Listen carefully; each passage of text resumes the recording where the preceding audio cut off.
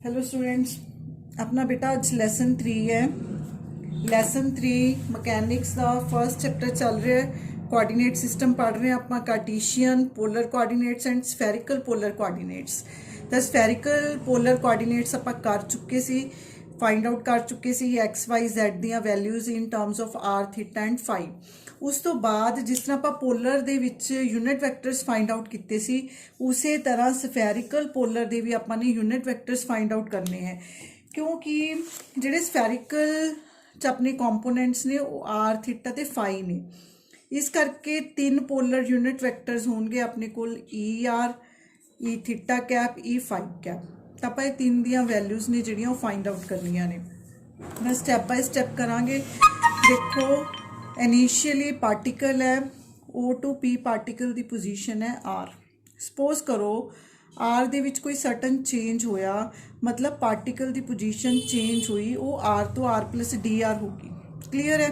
Theta phi दे विच कोई change नहीं, सिर्फ R दे विच चेंज होया।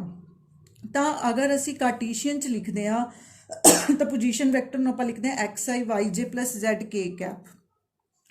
अगर ਅਸੀਂ ਇਹਨੂੰ ट्रांसफर ਕਰਦੇ ਹਾਂ ਸਫੈਰੀਕਲ पोलर ਦੇ ਵਿੱਚ, ਤਾਂ ਸਫੈਰੀਕਲ 'ਚ ਆਪਣੀ x ਦੀ ਵੈਲਿਊ ਆਈ ਸੀ r sin theta cos phi, y ਦੀ ਵੈਲਿਊ ਸੀ r sin theta sin phi, z ਦੀ ਵੈਲਿਊ ਸੀ ਕਿ ਆਪਣੀ r cos थीटा। ਤਾਂ ਇਹ ਤਿੰਨੋਂ ਵੈਲਿਊਜ਼ ਪੁੱਟ ਕਰਨ ਤੋਂ ਬਾਅਦ ਦੇਖੋ पार्टिकल की पोजीशन O2Q बन गई, O2Q। तो हुण O2Q चेंज की होगा, थीटा भी हुई है, फाई भी हुई है, सिर्फ R चेंज हो गया। R की बन गया R प्लस DR बन गया।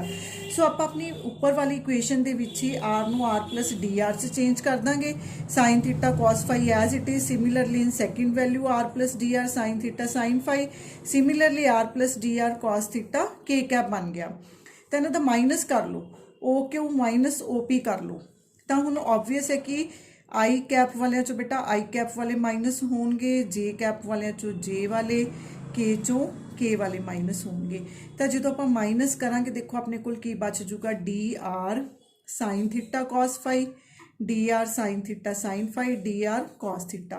क्योंकि जिहड़ियां आर वालियां वैल्यूज़ ने वो ये वाली तीन आर दियां वैल्यूज़ दे नाल कैंसल हो जाणगियां।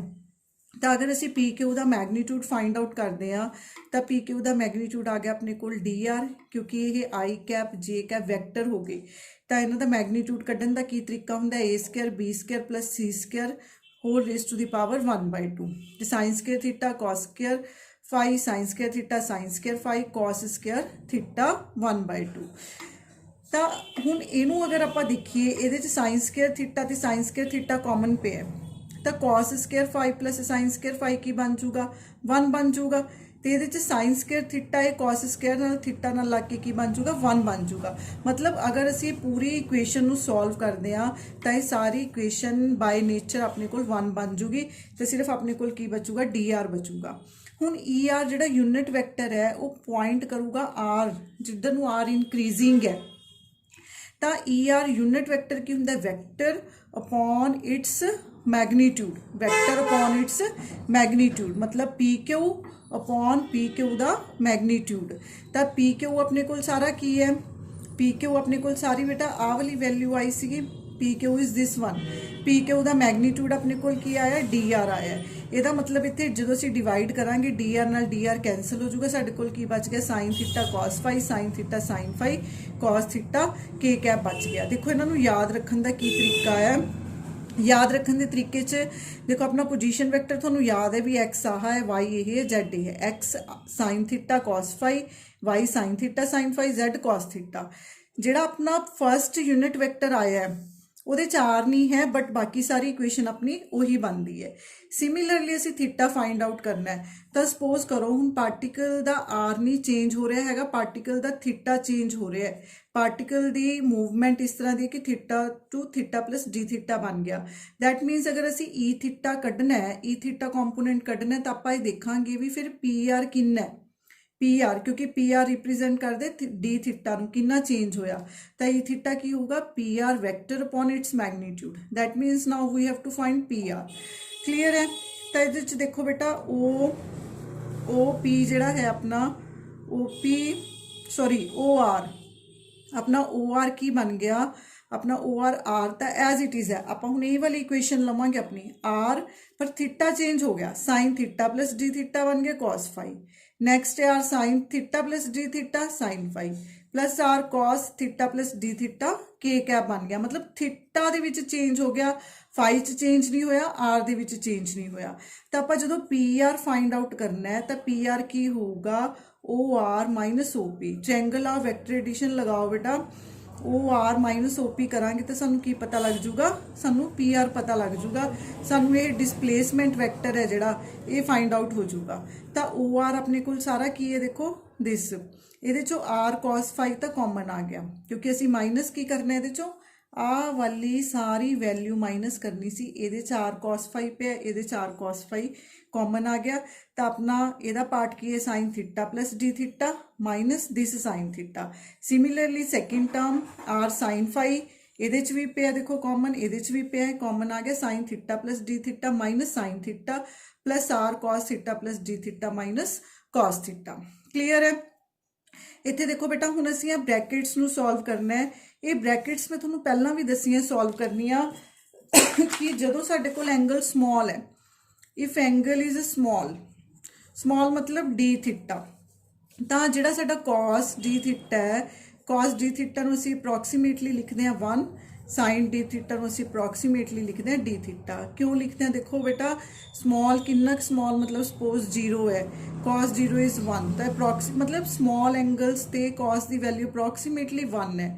साइन डी थीटा साइन 0 करते हैं तो 0 आ जाता है, तो अप्रॉक्सीमेटली ये बराबर है जो ये एंगल की वैल्यू है। सो कॉस डी थीटा नूं असीं 1 लिखना है, साइन डी थीटा नूं असीं डी थीटा लिखना है। सो जो असीं हुण इन्हां इक्वेशन नूं सॉल्व करना है, this part and this part. Clear है। तो देखो sign theta plus D theta minus sine theta की बन जूगा, इन्हें कॉस डी थीटा बन जाना है, cos theta plus D theta minus cos theta ने minus sine theta D theta बन जाना है। मैं तुहानूं करके भी दिखा दिंदी हां बच्चे, देखो cos theta plus D theta minus cos theta, तो ये आप बोलते हैं cos A cos B minus sine A sine B, एक अपने को कॉस थीटा आ पे for small angle cos D theta की हो गया 1 हो गया, तो cos theta minus sine theta, sine D theta नूं असीं की लिखते हैं डी थीटा कॉस थीटा, तो ये कैंसल हो गया प्लस माइनस, साडे कोल की बच गया, आ वाली टर्म बच गई minus sine theta D theta.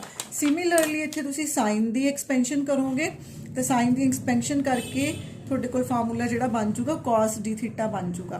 तो ये सारिया वैल्यूज़ ने जदों असीं अपने देखो इस रिलेशन च इत्थे पुट करते हैं, इत्थे पुट करना इत्थे एंड थर्ड पॉइंट, तो R cos theta cos phi, R cos theta sine phi minus R sine theta के कैप डी थीटा बच गया।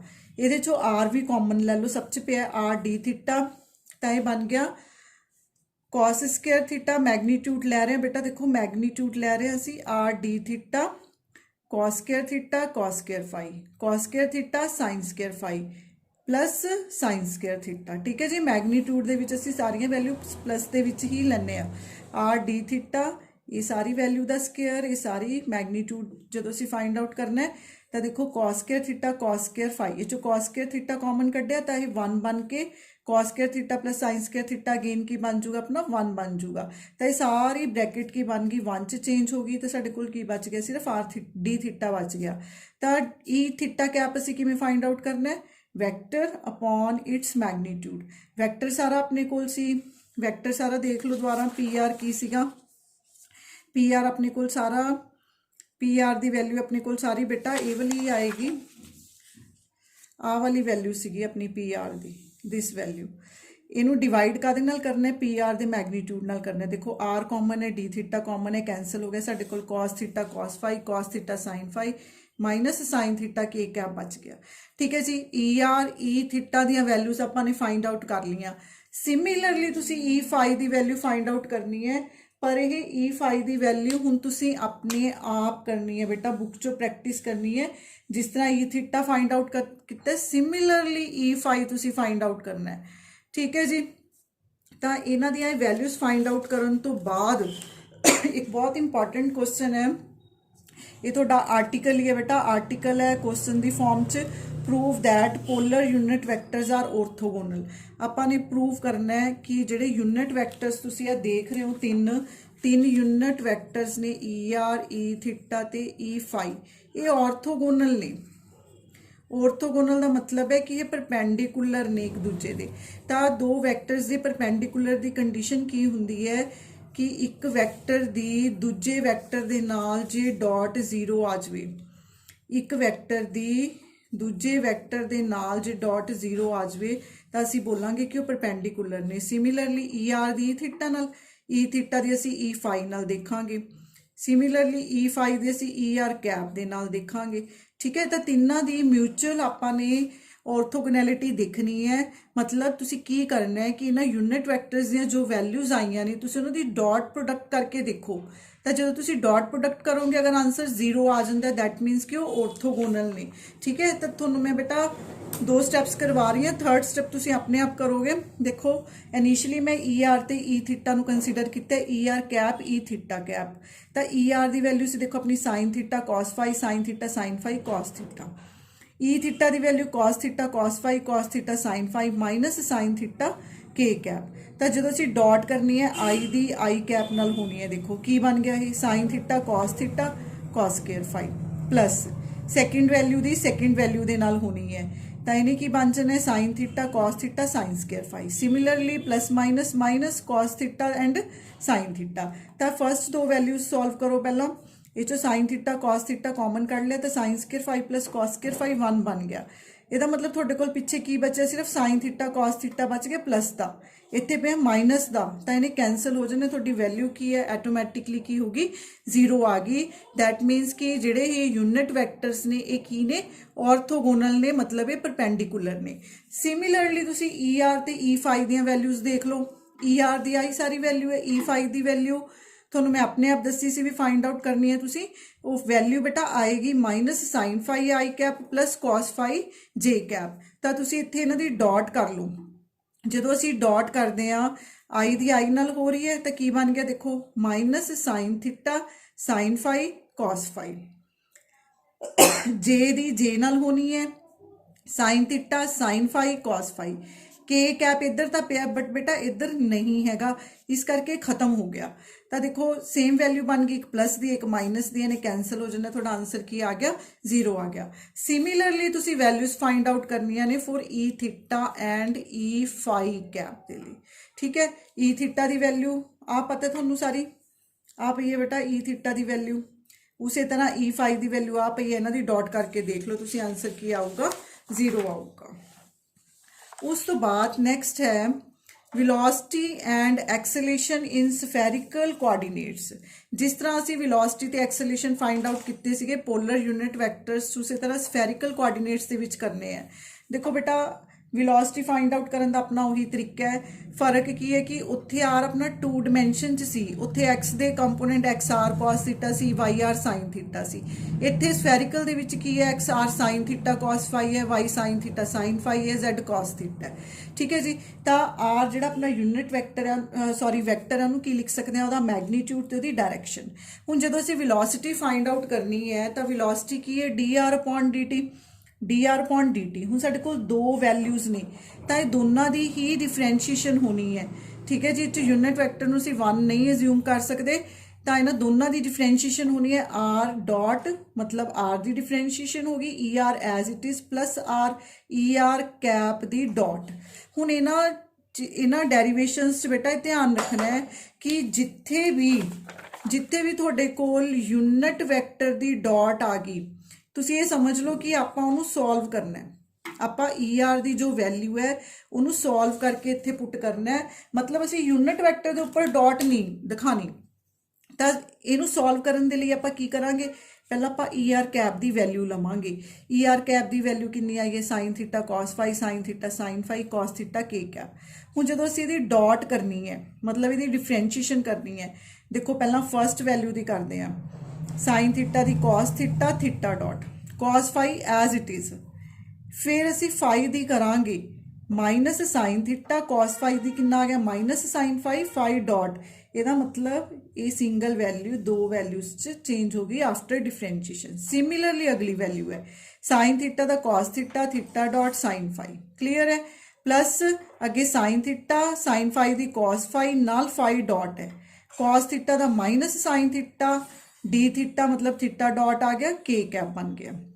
हुण ये तीनों इक्वेशनस दे विच की करो थीटा डॉट वालियां जिहड़ियां वैल्यूज ने उन्होंने अलग कर लो थीटा डॉट वालियां देखो थीटा डॉट एक तो आ पे कॉस थीटा कॉस फाई बन गया सिमिलरली थीटा डॉट यदि फर्स्ट टर्म च पे कॉस थीटा साइन फाई बन गया सिमिलरली इत्थे पे माइनस साइन थीटा बन गया क्लीयर।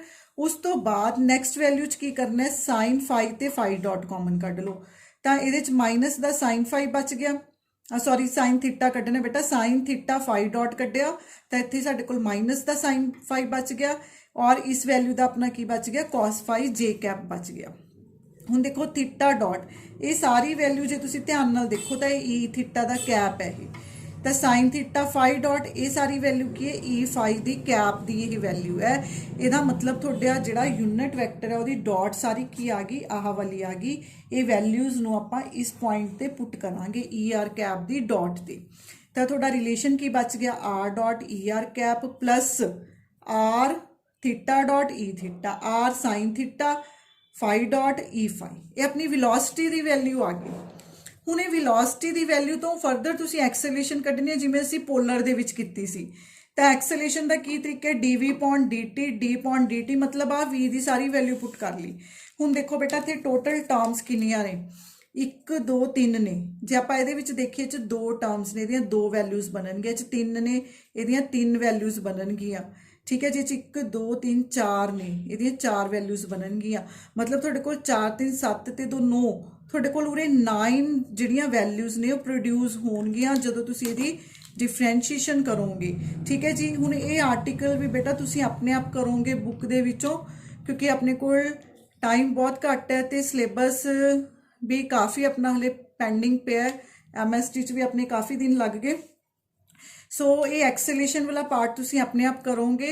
अगर कोई भी पॉइंट ये चो समझ नहीं आता तो तुसीं पूछ सकते हो बेटा मैसेज कर लो कॉल कर लो तुहानूं कोई मना नहीं है ठीक है जी। इत्थे टॉपिक खत्म है थैंक्स अ लॉट।